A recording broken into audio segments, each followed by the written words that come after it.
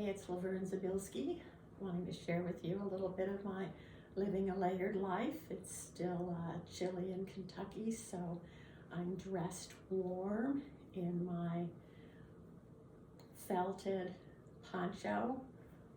I used several pieces of old clothing, felted them on a large piece of fabric that was 44 inches wide, and then I've got a lot of length in the back to keep me warm. And it's easy enough to drape and to wear. I'm wearing also a purse that my daughter made from some shibori dyed felt that I made. We embellished it quite a bit. She did a lot of stitching on the front, you can see here. And then I did some funky painting on the back. So it gives me a little something to keep my wallet and papers and things that I need.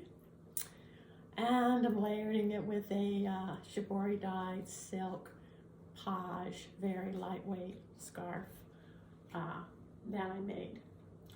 So I would also like to continue the layering and share with you some poetry. I think it's really important that we write our stories and share them.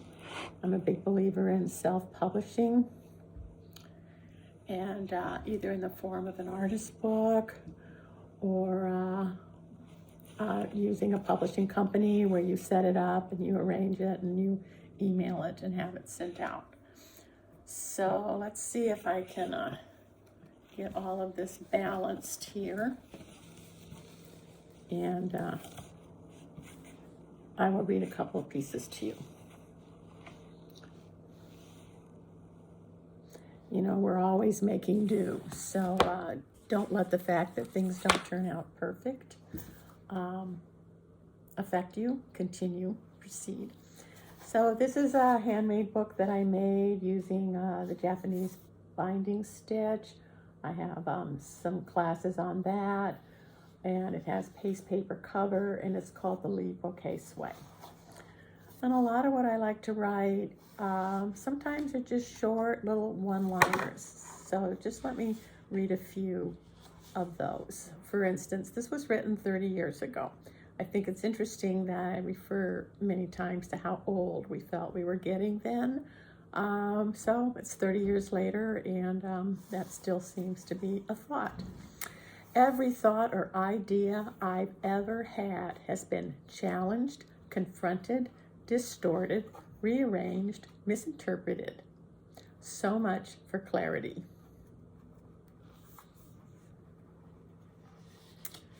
What if you were never judging, never critical, always assumed the best, never imagined the worst? Then I'd be an artist, a real artist. I'd be in the world of what if.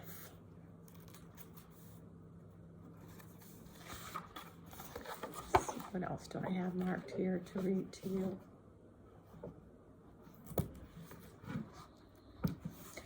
Silence is not an evil thing. Silence is not the result of oppression. Silence is an awareness of necessity to pay attention to sound and color, touch and movement. You have been thinking a long time now. Don't you think it's time to stop? Yes, people accuse me of not wanting to think, but really what I want to do is to stop and listen to my body, to find the stories that are in there, find out what I can remember. So on another note, having just shared some things with you about fabric and what I had made recently, I'm going to share this piece that goes way back to 50 years, I guess, at least, to high school, prom days, and my first marriage.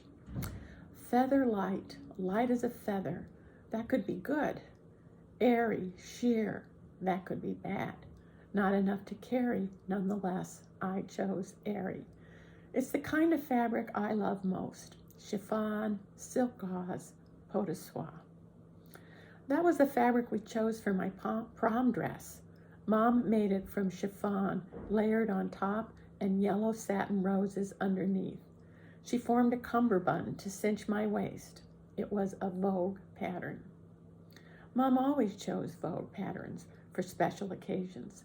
There was something about the shape, the drape, the details that McCall's and Simplicity just didn't have. Mom chose those patterns for sundresses. She wore lots of sundresses. She never wore pants or jeans. They didn't have $80 sculpting jeans back then, and I'm sure the jeans they did have were not that comfortable. Not for full bellies, the belly that arrived permanently after delivering 7 children. Mom was conscientious about her figure. She ate cottage cheese and peaches, easy on dessert. She made us go easy also. Not so much for the weight factor, but there just wasn't that much for such a large family, and dessert was expensive. She intended to make it last. She copied the pattern for the pot de soie prom gown. She did the same thing for my wedding dress. We went to Marshall Fields in downtown Chicago. I tried on wedding dresses in a dressing room where mothers and friends sat in cushioned chairs as you modeled. After we chose our favorite, we went down a few floors to the fabric department, perused Vogue catalogs, and found the one I liked the most that I tried on. Then we found lace fabric with scalloped edges and pot de soie for underneath. Mom made the dress. It was beautiful, truly beautiful, and I was not a featherweight. So 30 years after, I was writing stories about memories of 50 years ago, and 30 years ago I was writing fresh discoveries, and today I'm weaving it all together.